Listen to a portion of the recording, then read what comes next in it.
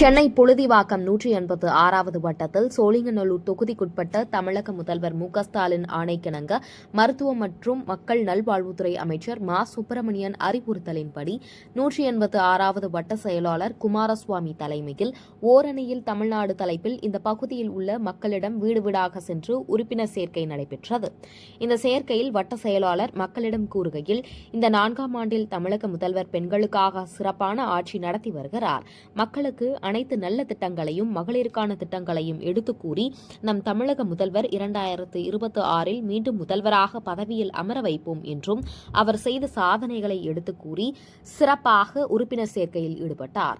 இந்த நிகழ்வில் கட்சி நிர்வாகிகள், இளைஞர் அணி அமைப்பாளர்கள் இந்த உறுப்பினர் சேர்க்கையில்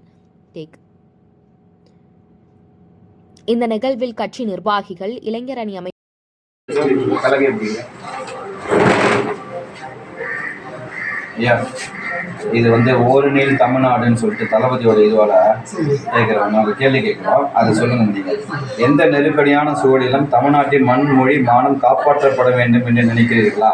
ஆம், இல்லை. ஆம். மகளிர் கல்வி, மகளிர் தங்களின் உரிமை தொகையை வெட்டிடுவோம். விவசாயிகள், மீனவர்கள், நெசவாளர்கள் உள்ளிட்ட அனைத்து தரப்பினரின் நலன் காக்கப்படும் நலத்திட்டங்களை நாம் தொடர்ந்து பெற்றிட வேண்டுமா? ஆம். ஓகே.